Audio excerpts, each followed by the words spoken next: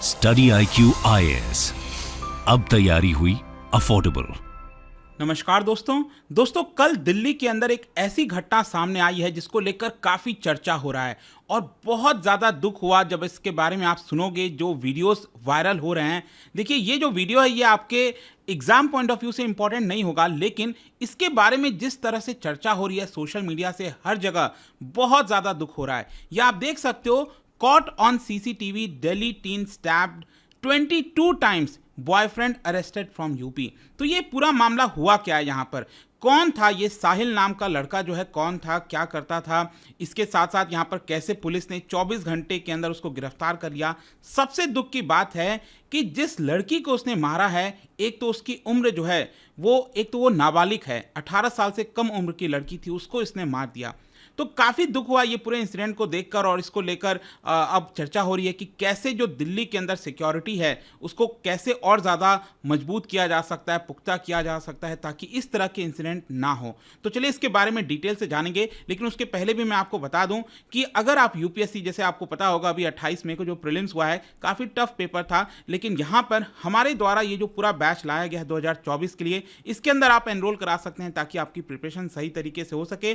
कल तक यहाँ पर आपके पास मौका है इसको एनरोल कराने का। हमारे वेबसाइट ऐप पर जाइए या फिर कमेंट सेक्शन में इसका लिंक है, वहां पर जाकर यूज करना है दिस कोड अंकित लाइव, ताकि आपको मैक्सिमम डिस्काउंट मिल सके। चलिए यहां पर देखते हैं कि एग्जैक्टली हो क्या रहा है। देखिए बताया जा रहा है कि 16 साल की लड़की जिसका नाम साक्षी बताया गया है, हर जगह सोशल मीडिया से लेकर जो न्यूज़ चैनल्स हैं वहाँ पर जो नाम है लड़की का 16 साल की साक्षी नाम है। बताया जा रहा है कि उसका एक बॉयफ्रेंड था जिसकी उम्र 20 साल की थी, और दिल्ली में ये इंसिडेंट हुआ है जहाँ पर इसके बॉयफ्रेंड ने, 20 साल के बॉयफ्रेंड ने 16 साल की लड़की का मर्डर कर दिया। और जिस बेरहमी से किया गया है, जो आई एम श्योर कि आप में से बहुत से लोग जो ये वीडियो देख रहे हैं, आपने वो CCTV का फुटेज देखा होगा। मतलब बहुत ही बुरी तरीके से यहाँ पर अभी तक, मतलब कई बार उसने स्टैब किया चाकू से, लगभग 22 बार जो है उसने चाकू घोंपा, और उसके बाद पत्थर उठाकर उसका जो पूरा सर होता है जो पूरी तरह से उसको ख़त्म कर दिया, कई पीसेज में ब्रेक कर दिया। और ये खुले में हुआ है, मतलब कि ऐसा नहीं है कि कहीं सीक्रेट जगह अकेले एकांत में, वहाँ पर लोग भी थे, मौजूद भी थे, वहाँ पर लोग गुजर रहे थे उस गली से। मैं आपको अभी पिक्चर भी दिखाऊंगा, और वहाँ पर ये पूरा इंसिडेंट हुआ है। खैर यहाँ पर मैं आपको बता दूं, जो साहिल है, जो अक्यूज्ड है, उसको उत्तर प्रदेश बुलंदशहर, मतलब दिल्ली से कोई बहुत ज़्यादा दूर नहीं है, बुलंदशहर से यहाँ पर अरेस्ट कर लिया गया है। प्रिलिमिनरी फाइंडिंग, जैसा कि मैंने आपको बताया, देखो जो डिटेल रिपोर्ट है ये तो आपका बाद में रिलीज किया जाएगा, लेकिन अभी के लिए जो फाइंडिंग्स आई हैं उसमें बताया जा रहा है कि 22 बार स्टैबिंग की गई है, और जो उसका पूरा स्कल है लड़की का वो रप्चर कर दिया गया, मतलब पूरी तरह से तोड़ दिया गया, खत्म कर दिया गया। और ये पूरा इंसिडेंट मैं आपको बता दूं, दिल्ली का जो आउटर एरिया है, ये दिल्ली आप देख रहे हो यहाँ पर इसका जो नॉर्थ वेस्टर्न साइड अगर आप देखोगे, ये रोहिणी एरिया देखने को मिलेगा यहाँ पर। और इसी रोहिणी में यहाँ पर एक एरिया है जिसका नाम है शाहबाद डेयरी, और इसीलिए हर जगह अगर आप न्यूज़ में देखोगे तो Delhi Shahbad dairy murder case इस नाम से आ रहा है। तो बेसिकली रोहिणी में ये एरिया है शाहबाद डेयरी, वहीं पर ये पूरा इंसिडेंट हुआ है। अगर मैं आपको मर्डर की बात करूं, जैसा कि कह रहा था कि CCTV, देखिए 28 मई को प्रीलिम्स का एग्जाम था, संडे का दिन था, परसों की बात है, और ये आप देख सकते हो 28 में रात के लगभग 8:45 के आसपास का ये इंसिडेंट हुआ है।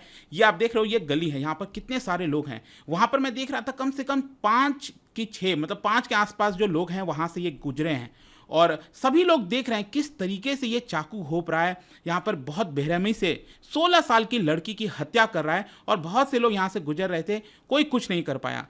तो बेसिकली ये जो पूरा मर्डर हुआ है ये CCTV कैमरे में कैप्चर हो गया, और यहाँ पर जैसा कि मैंने आपको बोला कि कई लोग वहाँ से गुजर रहे थे, अटैकर को कुछ नहीं किया गया, एंड लगभग ये पूरा अगर आप CCTV रिकॉर्डिंग देखोगे लगभग 90 सेकेंड्स के आसपास का था। और जब यहाँ पर लड़के ने, 20 साल के लड़के ने, साहिल ने जब लड़की को मार दिया, बुरी तरह से ख़त्म कर दिया, तो वो सिंपली वहाँ से जो है वॉकआउट कर जाता है, वहाँ से चला जाता है। और जो लड़की की बॉडी थी वहीं पर स्ट्रीट पर पड़ी हुई थी। फिर पुलिस को, PCR वैन को इसके बारे में पता चला, पुलिस आई, और यहाँ पर जो पूरा पोस्टमार्टम वगैरह मैं आपको बता रहा था कि पुलिस के द्वारा बोला गया है कि इसकी डिटेल जांच होगी। खैर यहाँ पर सबसे पहला तो क्वेश्चन ये है कि जो साहिल नाम का लड़का है ये करता क्या था। देखो बताया जा रहा है कि he used to work as a mechanic for AC, और जो रेफ्रिजरेटर होता है, कई बार आपने देखा होगा घरों पे आप बुलाते हो या फिर AC रेफ्रिजरेटर वगैरह ठीक करवाते हैं, तो उसको ये करता था। और उसको पुलिस ने उत्तर प्रदेश के बुलंदशहर से जो है अरेस्ट किया है। यहाँ पर जो डिप्टी कमिश्नर हैं दिल्ली में, उनके द्वारा बोला गया है कि हम इसकी तह तक जाएंगे और ज़्यादा से ज़्यादा जो मैक्सिमम पनिशमेंट होता है अक्यूज का वो कोर्ट से लेने की कोशिश करेंगे। और यहाँ पर मैं आपको ये भी बता दूं कि जो अक्यूज्ड है, जो साहिल नाम का लड़का, ये आप देख रहे हो इस सीसीटीवी में, ये भी उसी पर्टिकुलर एरिया का रहने वाला था। तो जो लड़की थी वहीं से वो गुजर रही थी। मैं आपको बताऊंगा कि इशू भी क्या था आगे, लेकिन जो लड़की थी वो इसी गली से गुजर रही थी और यहीं पर जो साहिल है वो इसको उसकी हत्या कर देता है। देखिए अब क्या है ना कि एक फोन कॉल था जिसकी वजह से पुलिस को साहिल के बारे में पता चल गया। वहां से उसने मर्डर किया लड़की का रोहिणी में, और वहां से ये वो चला गया सबसे पहले उत्तर प्रदेश के बुलंदशहर, और बुलंदशहर में कोई उसके रिश्तेदार वगैरह रहते होंगे, उनके घर पर वो था। लेकिन साहिल ने गलती कर दी, वो अपने पिता को कॉल कर लिया फ़ोन से, और जैसे उसने अपने पिता को कॉल किया तुरंत पुलिस जो है उसकी तलाश तो कर ही रही थी क्योंकि सीसीटीवी कैमरे में उसकी पिक्चर आ गई थी, और यहाँ पर सर्विलेंस के माध्यम से टेक्नोलॉजी आजकल एडवांस हो गई है, तो तुरंत साहिल का जो एग्जैक्ट लोकेशन है वो पुलिस को पता लगा और वहाँ पर उसको अरेस्ट कर लिया जाता है। ये आप देख सकते हो, इस तरह से जो पिक्चर है पूरा वायरल हो रहा था, जो पुलिस है, और ये नीचे आप देख रहे हो ये साहिल है, उसको यहाँ पर अरेस्ट किया गया। और मैं आपको ये भी बता दूं कि इसको दिल्ली भी ले जाया जा चुका है। जब मैं ये वीडियो रिकॉर्ड कर रहा था तो खबर यही आई है कि इसको दिल्ली में जो है ले आया गया है उत्तर प्रदेश से। अब क्वेश्चन ये है कि क्या इश्यूज रहे होंगे। देखो यहाँ पर अभी के लिए बताया जा रहा है कि क्योंकि एक गर्लफ्रेंड और बॉयफ्रेंड थे, उनके बीच में जो रिलेशंस था वो कोई बहुत अच्छा नहीं था। यहाँ पर उनके बीच में सैटरडे को ही फाइट हुई थी, ऐसा बताया जा रहा है जो न्यूज़ एजेंसीज हैं उनके द्वारा। लेकिन यहाँ पर मुझे एक और आर्टिकल मिला था जिसके अंदर जो साक्षी है, जो जिसका मर्डर हुआ है, 16 साल की लड़की है साक्षी, उसकी एक फ्रेंड है नीतू, उसने यहाँ पर यह बताया कि संडे को जो ये इंसिडेंट हुआ है, संडे को क्या हुआ था कि साक्षी नीतू के पास गई थी क्योंकि नीतू की एक लड़की है जिसका बर्थडे था उस दिन। तो यहाँ पर साक्षी ने क्या किया कि उसकी बेटी के लिए कुछ कपड़े खरीदे, शॉपिंग किया और नीतू के घर पर गई, और वहां पर जाने के बाद वो कपड़े उसको हैंडओवर किया और साक्षी ने बोला कि मैं कुछ देर में आती हूं, मैं वापस आती हूं। लेकिन नीतू का ये कहना था कि जब साक्षी वहां से गई फिर उसके बाद वापस नहीं लौट पाई। तो बताया यही जा रहा है कि साक्षी जो है वो नीतू से मिलकर किसी और एक और फ्रेंड से मिलने जा रही होगी, और उसी बीच रास्ते में ये जो शाहबाद एरिया है वहां पर जो साहिल है उसने मर्डर किया है। इसके अलावा क्वेश्चन ये भी है कि जो साहिल और साक्षी हैं वो कितने समय से एक दूसरे को जानते थे। तो जो उसकी फ्रेंड है ना, ये जो नीतू है उसकी फ्रेंड, उसने बताया कि लगभग 3 से 4 साल के आसपास जो है दोनों एक दूसरे को जानते थे। और यहाँ पर जब उसे एक और क्वेश्चन पूछा गया कि क्या माता पिता को, जो साक्षी के माता पिता हैं, क्या उनको पता था साक्षी के बॉयफ्रेंड के बारे में, तो यहाँ पर नहीं पता था। तो देखो यहाँ पर कई सारे सीख हमें सीखने को मिलते हैं। जब भी हम किसी के साथ रिलेशन में जाते हैं तो अगर हमें किसी एडल्ट को अगर पता हो उसके बारे में तो ज़्यादा बेटर रहता है। मैं यहाँ पर ये नहीं कह रहा हूँ, लेकिन अगेन यहाँ पर कई सारे क्वेश्चन हो रहे हैं कि वो नाबालिग लड़की थी, तो क्या इस एज में रिलेशनशिप में आना क्या सही है, गलत है, इसको लेकर अलग अलग सवाल खड़े हो रहे हैं। अलग अलग चीज़ें जो है मीडिया से लेकर हर जगह बोली जा रही हैं। आपकी क्या राय है वो आप कमेंट सेक्शन में बता सकते हो। मैं इसके ऊपर कमेंट नहीं करूंगा, लेकिन यहाँ पर आपको एक चीज़ समझना है कि दोनों के बीच का डेफिनेटली जो रिलेशन है वो ठीक नहीं रहा होगा। यहाँ पर जो साक्षी की फ्रेंड है नीतू, उसने बार बार यही कहा है कि दोनों के बीच में काफ़ी ज़्यादा आर्ग्यूमेंट्स होते रहते थे, तो ये एक बड़ी प्रॉब्लम थी। इनफैक्ट मीडिया में एक और चीज़ बताया गया कि ये जो साहिल है, ये आप देख सकते हो, इसका एक इंस्टाग्राम पूरा अकाउंट है और उसके अंदर जिस तरह से उसने पूरा डाल रखा है पिक्चर्स वगैरह, उसमें सिद्धू मूसावाला का जो सॉन्ग है वो रिप्रेजेंट किया गया है। देखो आपको याद होगा सिद्धू मूसावाला की भी हत्या की गई थी पिछले साल, और उसमें यहाँ पर पता चला था कि जो गन कल्चर है वो काफ़ी ज़्यादा प्रमोट किया जाता है। तो उसको एक प्रकार से ये जो साहिल है काफ़ी पसंद करता था। हुक्का वगैरह जो लास्ट पोस्ट था उसका उसने इस तरह से डाला, पार्टी हार्डर ये वगैरह, तो ये सारी चीज़ें भी देखने को मिली है। खैर, मुझे तो बहुत ज़्यादा चिंता है कि जो साक्षी के माता पिता हैं उनके ऊपर क्या गुजर रही होगी। जब अपने बेटी की लाश देखे होंगे तो क्या उनके ऊपर गुजर रहा होगा। और आप देख सकते हो कि जो उनके पिता हैं उन्होंने यही कहा है कि मेरी बेटी की हत्या की गई है and we demand stringent punishment. हम चाहते हैं कि जो अक्यूज्ड है, जो भी है साहिल है, वो तो कोर्ट के अंदर सिद्ध करना पड़ेगा। खैर, यहाँ पर उन्होंने कहा है कि स्ट्रिंजेंट, सबसे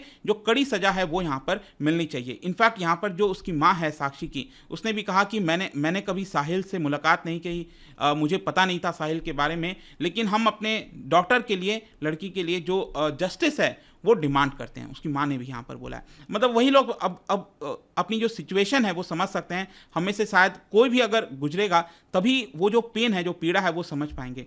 खैर, यहाँ पर Delhi commission for women chairperson है स्वाति मालीवाल। उन्होंने कहा है कि जो दिल्ली शहर है वो काफ़ी अनसेफ हो गया है महिलाओं के लिए। और ये सवाल तो देखिए काफ़ी लंबे समय से उठते रहते हैं। हर कुछ ना कुछ दिन पर आपको कुछ एक आध महीने में, कई बार एक महीने के अंदर कई केसेस इस तरह के सामने आते हैं और कुछ ऐसे केसेस होते हैं जो हिला देते हैं। तो उनमें से ये केस आप कह सकते हो। जो स्वाति मालीवाल है उनका कहना है कि हम डिमांड करते हैं कि जो सेंट्रल गवर्नमेंट है वो एक हाई लेवल मीटिंग बुलाए जिसमें अमित शाह हो, एलजी हो, सक्सेना साहब, केजरीवाल साहब हों और खुद स्वाति मालीवाल हों कि कैसे यहाँ पर जो सिक्योरिटी है शहर का वो सही किया जा सकता है। लेकिन यहाँ पर इसको लेकर पॉलिटिक्स भी हो रही है। देखिए यहाँ पर आप देख पाओगे कि जो एक तरफ बीजेपी पार्टी है जो केंद्र सरकार केंद्र के अंदर है, आम आदमी पार्टी है, अरविंद केजरीवाल वो दिल्ली के चीफ मिनिस्टर हैं। तो अरविंद केजरीवाल जी ने यहाँ पर कहा कि दिल्ली में खुलेआम एक नाबालिग बच्ची की बेरहमी से हत्या कर दी जाती है, अपराधी बेखौफ हो गए हैं, पुलिस का कोई डर नहीं है। और अरविंद केजरीवाल ने जो बेसिकली यहाँ पर जो पूरा जिम्मेदारी है वो एलजी साहब पर डाल दिया है, क्योंकि आपको पता होगा पुलिस, लैंड वगैरह कुछ चीज़ें जो हैं वो डायरेक्टली सेंट्रल गवर्नमेंट के अंदर आती हैं, एलजी साहब के अंदर आती हैं। तो यहाँ पर अरविंद केजरीवाल ने डायरेक्टली आरोप लगाया कि एलजी साहब, कानून व्यवस्था आपकी जिम्मेदारी है, कुछ कीजिए, दिल्ली के लोगों की सुरक्षा सबसे महत्वपूर्ण है। लेकिन यहाँ पर अरविंद केजरीवाल पर भी आरोप लगाया गया कि 2012-13 के पहले आप देखो तो जब शीला दीक्षित मुख्यमंत्री थी, सीएम थी दिल्ली की, तब अरविंद केजरीवाल जी उस समय कहते थे कि जब एक चीफ मिनिस्टर जिम्मेदारी नहीं ले सकता, वो ये नहीं कह सकता कि जो कानून व्यवस्था है वो सेंटर के अंदर आएगी। ये क्या हुआ? तो यहाँ पर पॉलिटिक्स जो है वो आपका चलता रहेगा। आपका क्या ओपिनियन है? मुझे बहुत दुख हुआ एंड डेफिनेटली मैंने सोचा इसके बारे में वीडियो बनाना चाहिए, आपको बताना चाहिए। आपकी क्या राय है आप कमेंट सेक्शन में जरूर बता सकते हैं सभ्य तरीके से। और जाने से पहले आप सभी के लिए एक क्वेश्चन, क्योंकि हम यहाँ पर क्राइम वगैरह की बात कर रहे हैं, तो क्या आपको पता है कि सुप्रीम कोर्ट ने सेक्शन 497 इसको स्क्रैप कर दिया था? तो इसकी वजह से कौन सा जो ऑफेंस है, क्रिमिनल ऑफेंस है, वो क्रिमिनल ऑफेंस नहीं रहा, ये आपको बताना है। पहले वो क्रिमिनल ऑफेंस हुआ करता था, लेकिन ये सेक्शन 497 हटने के बाद ये नहीं रहा। इसका राइट आंसर आप सबको पता है, मेरे इंस्टाग्राम पर तो मिलेगा ही, वहां पर अगर आप नहीं हो कोई बात नहीं, टेलीग्राम से भी ले सकते हैं इसका सही उत्तर। मैं कई सारे जो एमसीक्यूज हैं वो यहाँ पर स्टोरीज में डालता रहता हूँ। बाकी अगर आपको पीडीएफ वगैरह चाहिए तो टेलीग्राम पर आइए, अलग अलग सोशल मीडिया पर आप जुड़ पाओगे। और जैसा मैंने बताया था कि अगर आप यूपीएससी की तैयारी करो, कोई भी बैच लेना हो, कल तक आपके पास एक सेल का मौका है, सबसे कम दाम पर आप ले सकते हैं by using this code Ankit live. And I hope कि ये वीडियो से आपको कुछ जानकारी मिली होगी, समझ में आया होगा। Hope to see you guys there soon. Thank you so much. Study IQ IAS, अब तैयारी हुई अफोर्डेबल।